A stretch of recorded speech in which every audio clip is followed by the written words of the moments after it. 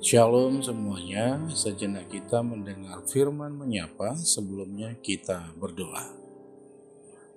Kasih, karunia, dan damai sejahtera dari Allah Bapa kita dan dari Tuhan kita Yesus Kristus menyertai kamu.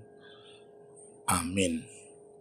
Firman menyapa hari ini, Senin 9 Mei 2022, tertulis dalam kitab Efesus 6 ayat 15. Saya akan membacanya, kita ikuti semua dalam hati masing-masing. Kakimu berkasutkan kerelaan untuk memberitakan Injil damai sejahtera. Demikian pembacaan firman Tuhan.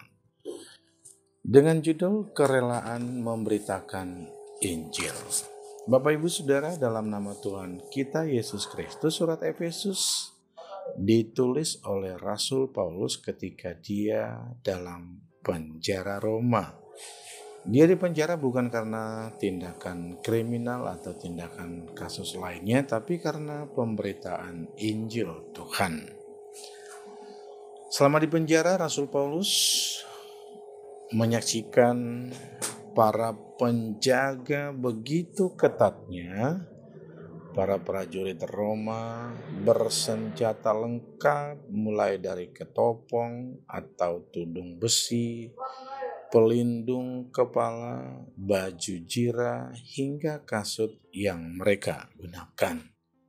Dengan menyaksikan perlengkapan prajurit itu, makna positif yang boleh dipetik adalah bagaimana mereka untuk keselamatan diri mereka.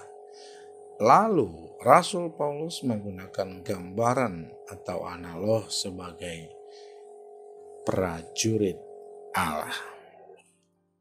Tentunya kita sebagai umat percaya memerangi kejahatan dunia.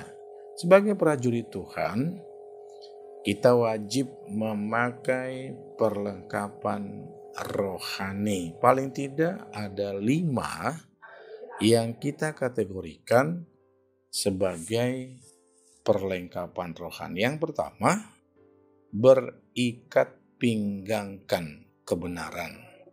Sebagaimana fungsi ikat pinggang menopang tubuh atau melindungi anggota tubuh, yaitu tubuh kita ini berpotensi melakukan yang tidak baik, berpotensi dapat godaan dunia, berpotensi untuk melakukan tindakan-tindakan kejahatan. Namun firman ini mengingatkan kita untuk selalu berikat pinggangkan kebenaran. Yang kedua, berbaju jirahkan keadilan. Dalam kehidupan ini kadang kita susah memaknai keadilan Tuhan dalam kehidupan kita. Yang pasti, adil menurut Tuhan sudah harus pasti adil menurut manusia. Adil menurut manusia 50-50. Namun, belum tentu itu menjadi keadilan bagi Tuhan. Memaknai keadilan sama seperti satu lagu, sinar matahari membagi adil sinarnya. Kita tahu temperatur di daerah Khatulistiwa tentu berbeda di daerah kutub, sangat berbeda. Namun Tuhan sudah mengatur semua itu seadil-adilnya. Demi kita memahami apa makna keadilan dalam menjalani kehidupan ini. Yang ketiga, kaki berkasutkan kerelaan untuk memberitakan Injil damai sejahtera. Kita diberi Tuhan kaki 2, kiri dan kanan. Kaki berfungsi untuk membawa kita kemana arah tujuan kita. Dalam hal ini, memberitakan Injil damai sejahtera dari satu tempat ke tempat yang lain. Menjadi tugas kita sebagai prajurit Tuhan dimanapun kita berada. Yang berikut menggunakan perisai iman. Perisai suatu alat untuk menghadang serangan musuh. Benar, dunia ini punya kekuatan. Namun kita diperlengkapi dengan perisai agar kita tetap tidak terpengaruh akan kekuatan dunia. Yaitu dengan apa? Dengan iman kita. Sekuat apapun dunia ini menggoda kita, sekuat apapun mungkin dari orang-orang sekitar kita untuk melakukan tindakan yang tidak disenangin Tuhan, tapi karena kita punya iman, kita tidak akan pernah tergoda untuk melakukannya. Perisai ini adalah suatu alat bagaimana kita melindungi diri, memproteksi diri, menjadi anak Tuhan. Dalam firman yang lain dikatakan bahwa kita menjadi terang, mengusir kegelapan, bisa membedakan antara yang baik dan yang jahat, dan bisa kita memisah-misahkannya. Kita juga dimampukan menjadi garam. Garam itu fungsinya bisa mengawetkan, bisa mengubah rasa. Dengan iman kita boleh melakukan semua itu. Karena kita sesungguhnya sudah dibekali iman. Ibrani 11 ayat 1 adalah satu rumus iman, pengharapan yang pasti dalam meraih kemenangan hidup. Nomor 5, pedang roh, yaitu firman Tuhan. Dikatakan pedang, dalam Ibrani 4 ayat 12 dikatakan firman Allah hidup dan kuat dan lebih tajam dari pedang bermata dua. Bagaimana kekuatan firman ini menggelora bagi setiap anak Tuhan. Sebagaimana Paulus yang menggunakan Ibrani 4 ayat 12, firman hidup dan kuat dan lebih tajam daripada pedang bermata dua ini, apapun yang dia hadapi, firman Tuhan melebihi segala-galanya dalam kehidupan kita.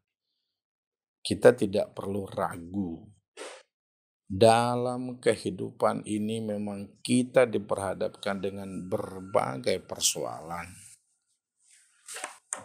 Kita hidup di dunia ini ibarat kita berperang melawan musuh, berperang atas segala kekuatan-kekuatan dunia.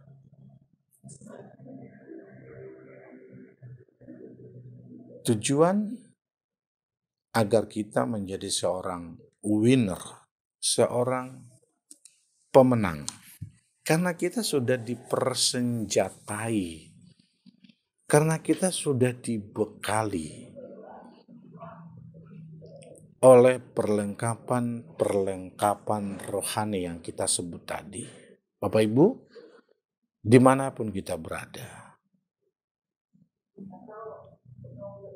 kita menyadari bahwa perlengkapan rohani itu telah dianugerahkan bagi setiap umat Tuhan yang percaya. Kita sebagai prajurit Tuhan wajib melaksanakan perintah dari komandan kita, yaitu Yesus Kristus, yang diajak untuk kerelaan memberitakan Injil Tuhan dengan menggunakan perlengkapan rohani tadi.